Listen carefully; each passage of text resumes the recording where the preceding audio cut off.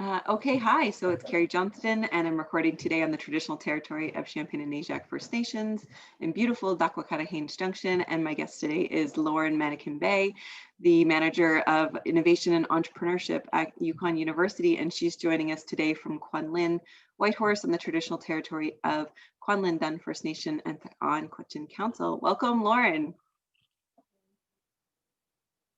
Never been on a podcast. This is quite an honor. I appreciate the invitation. Oh, thanks so much. So tell us a little bit about who you are as an entrepreneur and what it is that you do.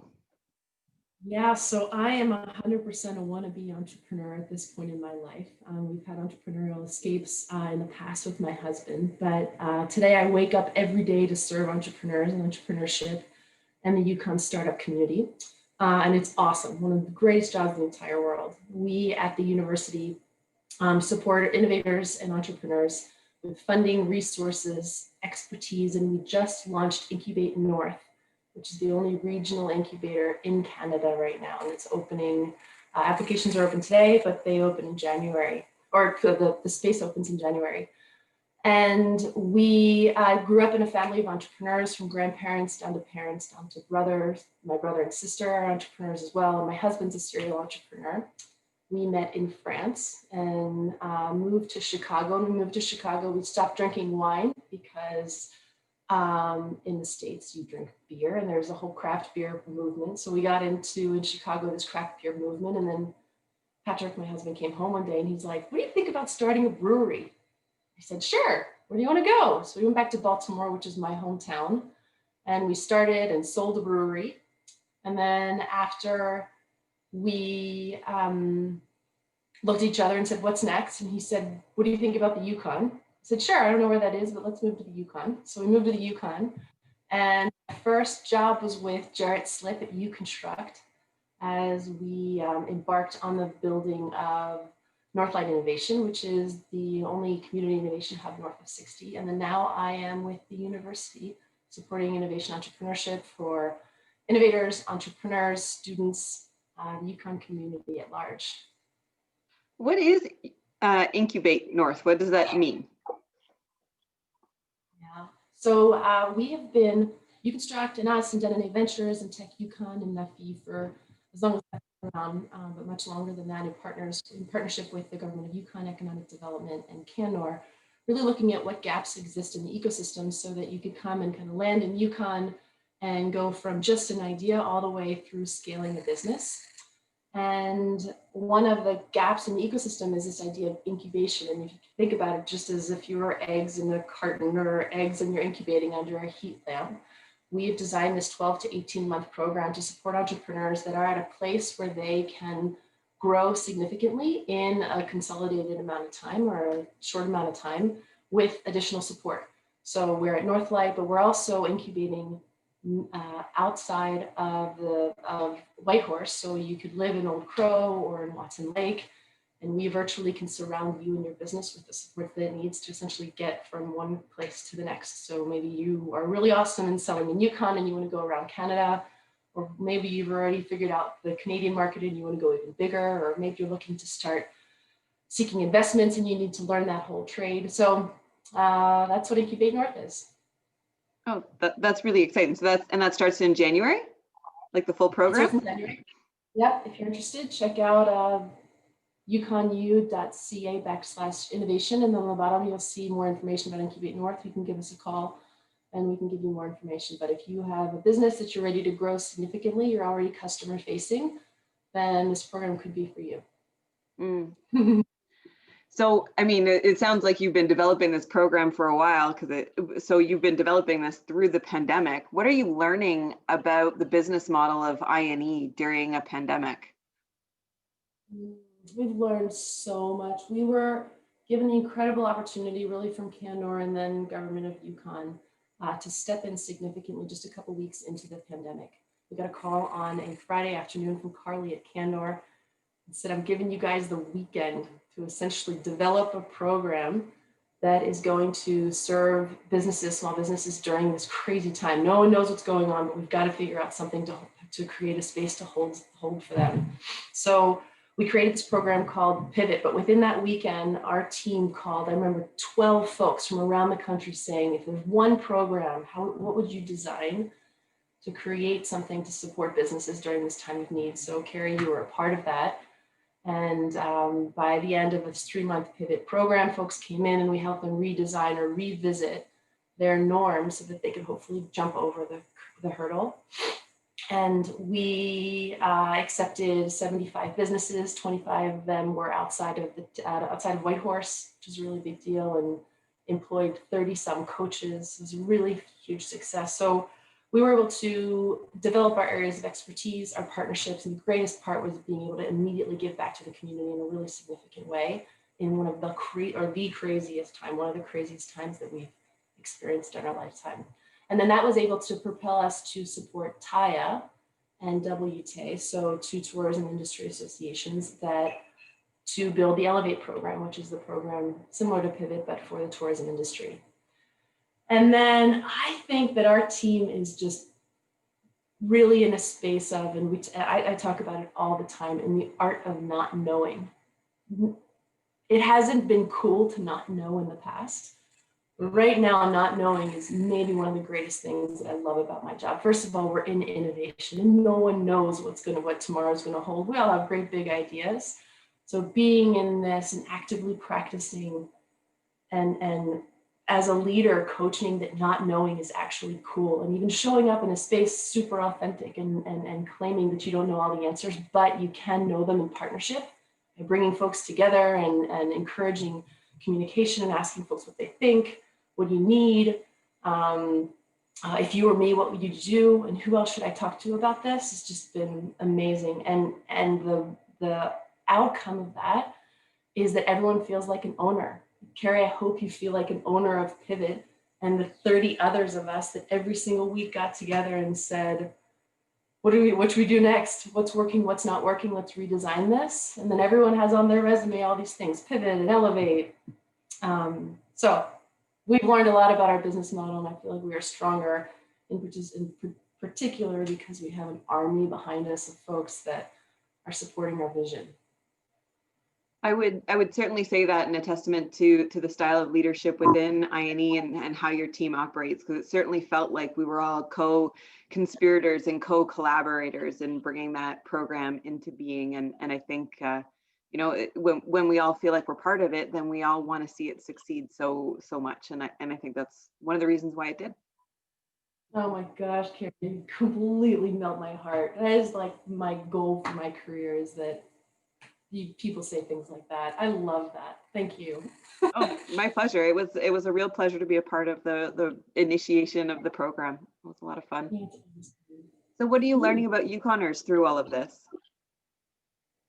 So much, but I'm not sure that I didn't have every faith in Yukoners from the beginning. I have been blessed to travel and live and work and play in 28 countries in my kind of life and career, thanks to parents that pushed me out to be a child of the world, and then a job for 8 years where I took people on vacation for a living.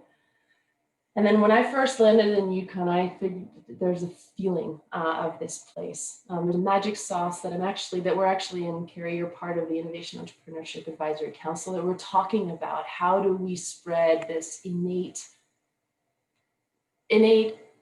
tenacity, grit, community, this space of wanting to do things collaboratively that the Yukon is so natural in, and then the really hard work that Yukoners have done in reconciliation and the growth of self-governments for Indigenous peoples, First Nation peoples, and the amount of respect and the work that we're doing together to create a better territory. There's something magical here that in all of the places that I've traveled, I haven't seen. So we're working on, actually people have been working on for a really long time. John Glenn Morris has an awesome project around the Yukon story and kind of putting into papers who we are and what we are, and start to shout it out to the world. So a lot of really neat things are happening. And it's reinforced how strong the Yukoners are. I mean, who comes to the Yukon? We're 6 hours of daylight in the winter and people love it. Minus 40 is like that. We probably shouldn't go outside today, but minus 39. I think Yukoners are the coolest people on earth. I have to agree. There's something really magical about this place, and I think figuring out how to collaborate, that collaborative spirit that you brought together in Pivot, that comes from, we're learning how to do that so well, and getting better at it because of the final agreements, what it means to live within, traditional territory of many First Nations, and to be building. And the final agreements are social innovation and action, and to get to live and breathe and learn and grow in that space is a tremendous opportunity for any entrepreneur. It's praise God, Carrie, you're so consistent. It's amazing. And actually we are getting phone calls regularly around what's going on in the North. We even have calls, most recently a project that we're trying to put together with leaders in Silicon Valley. Whatever's happening up there, we want to be a part of it and be able to support it because of everything that you've just said. It's so cool. Mm-hmm. It's not easy. It's a lot of deconstruction of self. It's not an easy process, but I think it's the world that we all want to build, right? And that's something that we've taken those initial steps for here. Especially in this day and age. Goodness gracious. Yeah. Thank you. So what are you learning about leadership? This has been an amazing 2 years. I feel like I've come into my leadership space, and I'm still got a long way to go in this role in the university. I have one of the greatest bosses in the world, Sheila Rolls, who has really helped shape me. I spend a lot of time looking inside and evaluating and cross-examining and questioning how I'm showing up in the world. I have forever. It's been a piece of me. And then I spent a bunch of time with Jennifer England in this transformational leadership program. She's a coach in Whitehorse. She's amazing. And I feel like one of the greatest pieces I've really come to understand and practice is the excitement about saying that something amazing came out of our team and our institution and our territory, and it wasn't me. I'm at the helm of this amazing team where I'm standing on the shoulders of giants, CEOs in each of their roles. But the coolest piece is when I'm not on the radio or not the quote in the press release, and it's someone from the team that really put their heart and soul into it. So I love the idea of co-ownership. Pivot, Incubate North, the advisory council are all proof of those pieces, and I just have lived with the greatest team ever. Adaptability has been really big, showing up as a leader. COVID, just being a mom of a little 7-year-old time and her looking at me at the same time as we're building Pivot, and it's 15 hours a day. She's like, Mom, can we play? I'm like, I'm on the phone. Sorry, kid. That was crazy time. As a leader, I am, and probably drive my team and probably my boss a little bit crazy on this, but I have utter faith in the impossible. If something's impossible, I am so drawn to it. And I think some of the things that we're going to be working on, Carrie, you and I together more is like, how do you build a program that is actually one of the first programs in the nation to show up as a recovery in the space of recovery in 72 hours? No one could have thought that was possible, especially from an institution like Yukon U conspired for that program. The people at the university that are part of our team are just so amazing.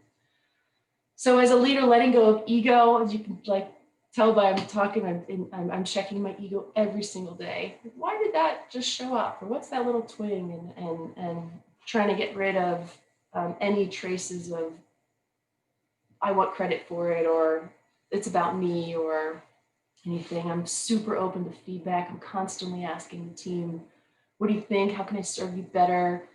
Is there anything we can do to make this even more of a greater job in the entire world? I'm super strengths-based as a leader. I want to know what you're awesome at and what's going to make this the greatest job in the world. And I want to take away the things that make it not the greatest job in the world and find someone else to do it. So I love leadership. I didn't know I loved it. I loved it. And it's really hard too.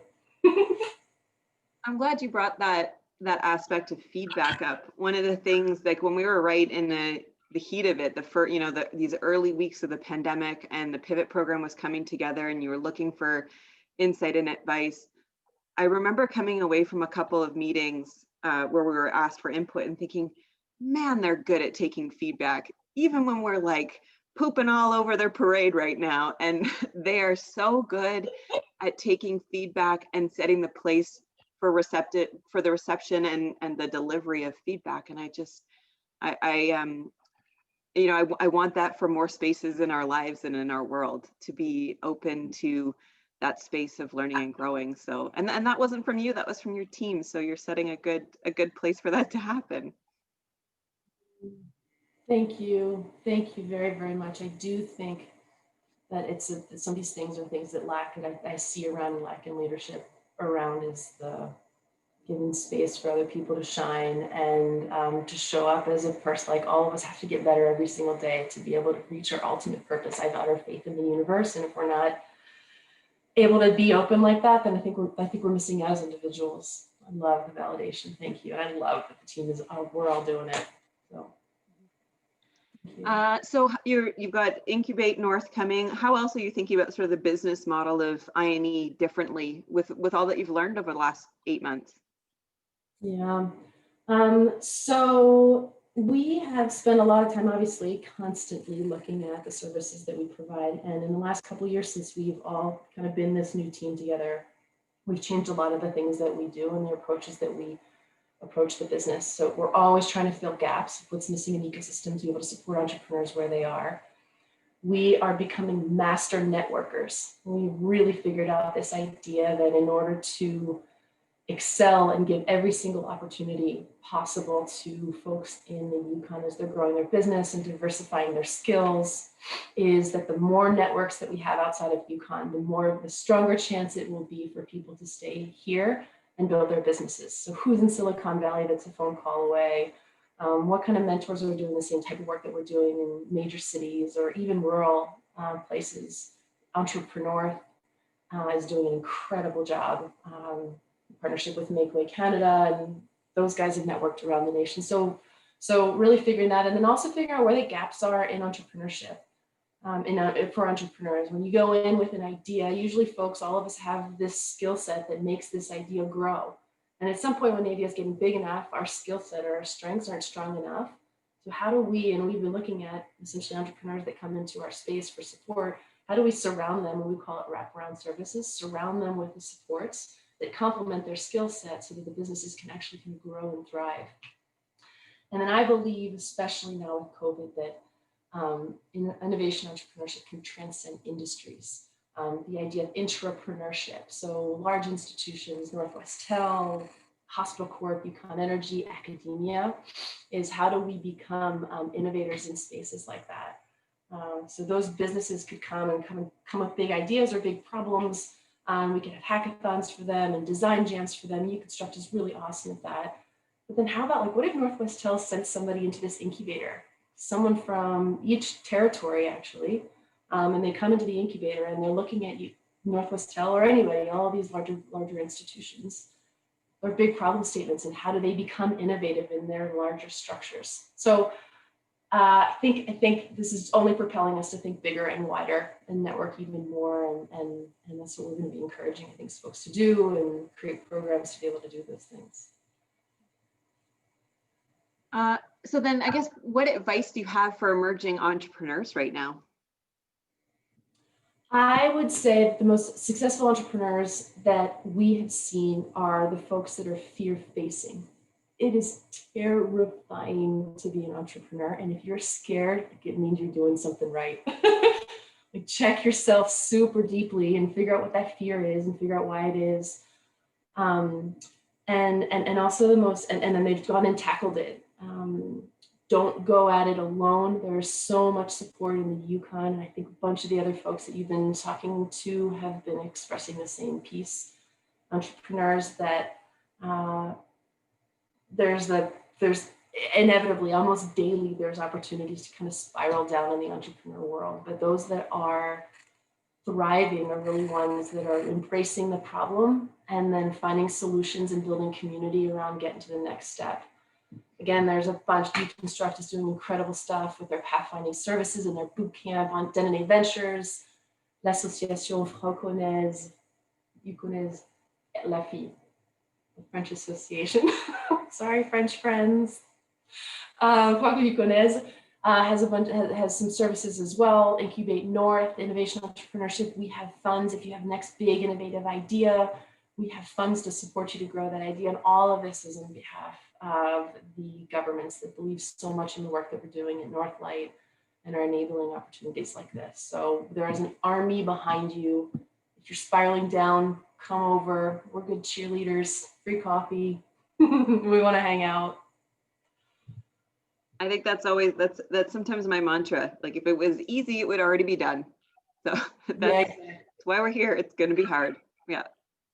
Embrace the impossible. It's so fun.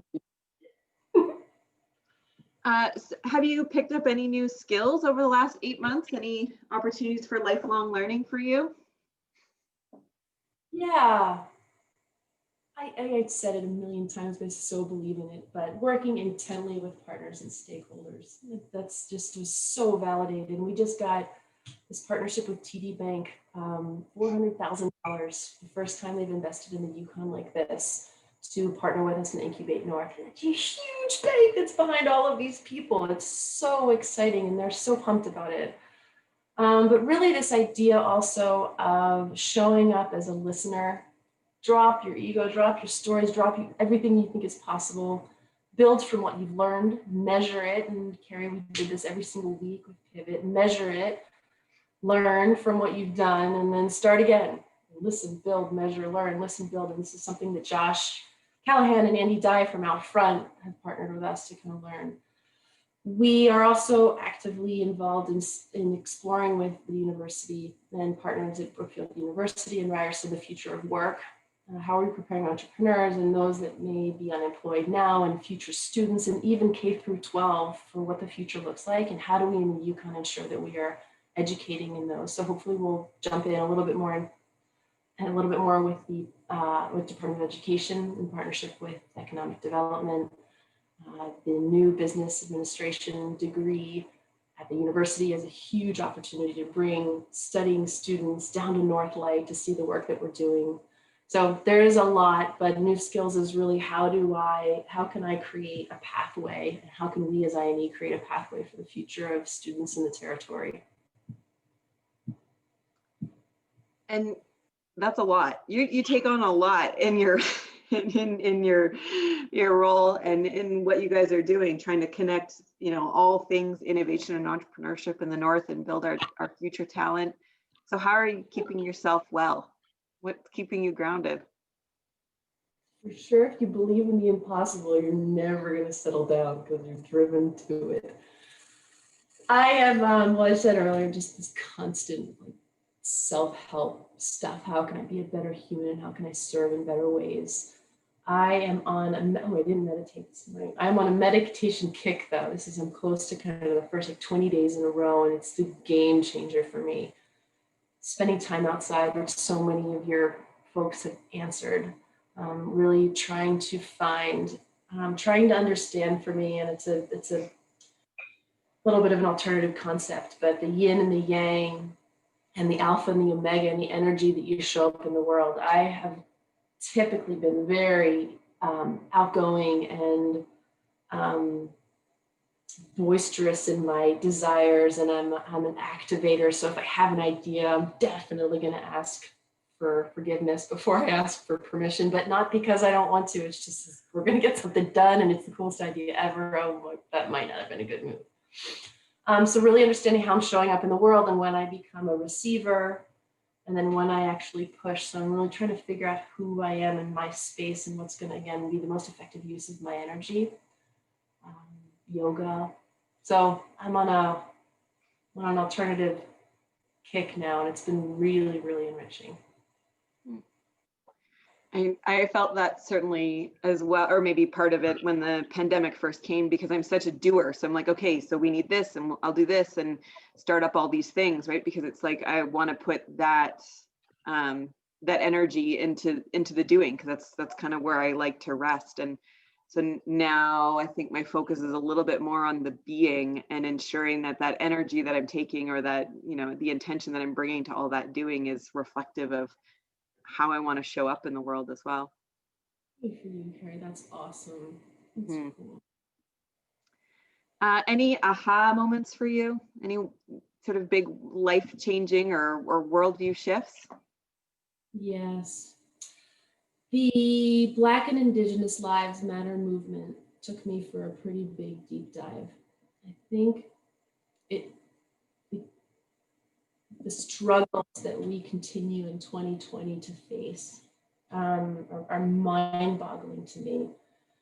And the upset happening and being a French American and seeing the stuff that's happening in the States and the divide and the fear and the upset is really tough. But and maybe even harder now that I'm in a position of leadership, that I'm holding space for a team, and in some ways in partnership with a bunch of other folks in industry as far as the innovation entrepreneurship space, and what is our role, especially in a territory that is so interconnected, and that the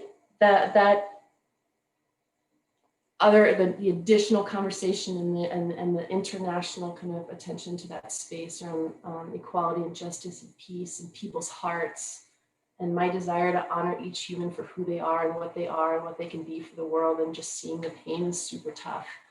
So I didn't bring them with me. Bob Joseph is an author and that has written a handful of books in relation to understanding how to work with Indigenous partners and how to do it. And he's an Indigenous leader down south. So I bought 2 books for the entire staff, put it on their desks. So while we're not in high school anymore and I can't require reading of my adult colleagues, those couple have been a big one. Are we doing everything we can to create a space that is accessible and open to everyone that is in the territory? And we are building our programs in concert with those values to ensure that what we do is accessible to all folks, and re-examining the elements of our program to ensure that from application to conversation to how we portray ourselves on the website, and then how we're giving away the support that we have is available. So it's been it's rocked me and continues to, and it's part of the work that we're doing with the advisory council is to push really hard to make sure we're doing this better than we ever have. What are, the Yukon, or, globally, economies have sort of shut down, and it's kind of given us a moment to reflect and think differently about what, the values of our economic systems are. What are some of your hopes for sort of what the Yukon looks like in the years to come? The one, again, we think about this every single day. I hope, you're probably going to guess this. I hope that partnership, all I talk about, partnership is required. Don't apply to anything ever again if you're doing it alone. There are too many people that believe in the same things, and actually too many silos in this territory that are not, I believe, in this world, that are preventing us from doing even bigger and better and greater and more impactful. So for me, I hope that in the future, everything is done in partnership and we figure that out, that organizations that have the same vision and the same direction, the same beliefs are advancing together. I hope that we can keep COVID distant. We are living a dream here. Businesses are still open, and I think doing really well for the most part are small businesses. And I hope that we can keep the pandemic out through the holiday season until we have greater sight into the future. Yeah. Part of why Yukon's doing so well is because we've got the safe 6 in place, and we've had them early on, keep your distance and don't travel. And if you do, you've got to self-isolate if you travel outside of our mobility bubble and things like that.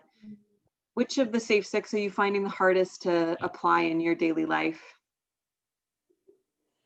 Keeping my distance. I just pet people. I want to hug people. I just shook someone's hand the other day and it felt so awesome. I've been scolded. We were in a meeting with some folks as we were building Elevate, and I got scolded for like just touching. I can't wait to touch.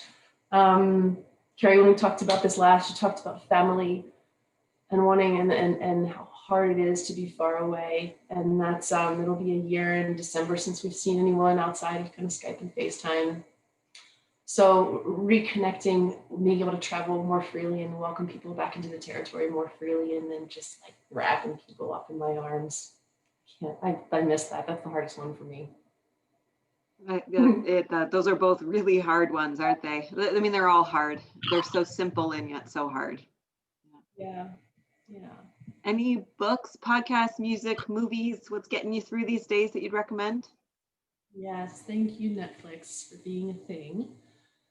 I jumped back into The Alchemist. It's a long book, but The Alchemist is a book that I feel like I am so much that story, that book. So it felt really good to go back into that and reconnect with kind of some of my why and how I show up in the world. Glennon Doyle's book Untamed is a really cool book too. I really enjoy her. My brother Thibaut, also an entrepreneur, he has a podcast, Carrie. You met him, called Larger Than Yourself, that I'm obsessed with. Please check that out. It's such a cool story about living beyond what you ever thought was possible and the idea of creating movements. It's been amazing. And then, yeah, I did listen to Tracy Chapman the other day again, and her song Revolution in This Time of This World was really cool. Like dug down into my soul. But yeah, those are just a few. And then Bob Joseph's books again have been really helpful. All great recommendations. Thank you. Thanks so much for your time today, Lauren. Very so awesome. Congratulations on this podcast. I'm so proud to be even a small part of what you have built here and sharing with the world really who Yukoners are. It's been really awesome. So I'm honored to have been a part of it. Thank you. Oh, well, thank you. And thanks for helping. Well, I mean, you were the seed of initiation on this podcast, because you called and you texted and said, can you just make some video, do something? And I was like, oh, I'm a doer. I'll do something. Girl, you sure did. The pandemic, what do? I'll call my accountant and film it. It'll be great. Well, you blew it up, dear. I wasn't expecting this, but you blew it up. Well, thanks so much, Lauren. Have a great day. Bye.